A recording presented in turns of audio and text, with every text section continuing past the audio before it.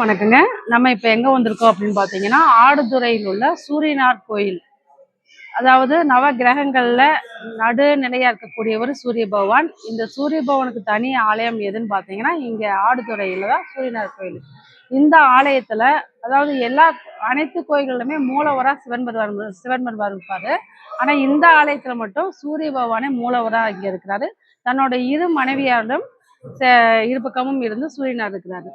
சூரியனாருக்கு முன்னுக்க பாத்தீங்கன்னா குரு பகவான் இருக்காரு. அதாவது உங்க ஜாதகத்துல குரு சூரியன் எதிர் எதிர் 7வது கட்டத்துல இருக்கிறவங்களா இங்க வந்து நீங்க வழிபாடு செய்யறப்ப உங்களுக்கு உயர்ந்த பதவி, நிர்வாக திறமை இதெல்லாமே உங்களுக்கு இருக்கும். அதே போல அரசு வேலை வாய்ப்பு இதெல்லாமே நீங்க கிடைக்கணும் அப்படின்னா இங்க வந்து சூரிய பகவானையும் குரு பகவானையும் வழிபாடு செய்யறதா உங்களுக்கு அரசு வேலை இதெல்லாமே கிடைக்கக்கூடிய அமைப்பு ஏற்படுத்தி கொடுக்கும்.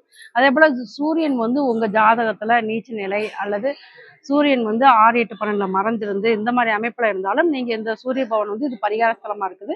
இங்க வந்து வழிபாடு செய்து உங்க தோஷத்தை நிவர்த்தி பெற்றுக்கொள்ளலாம் அப்படிங்கிறது தான் இந்த சூரியனார் கோயில் வந்து ஆடுதுறை அப்படிங்கிற இடத்துல இருக்குது. அனைவருக்கும் நன்றி.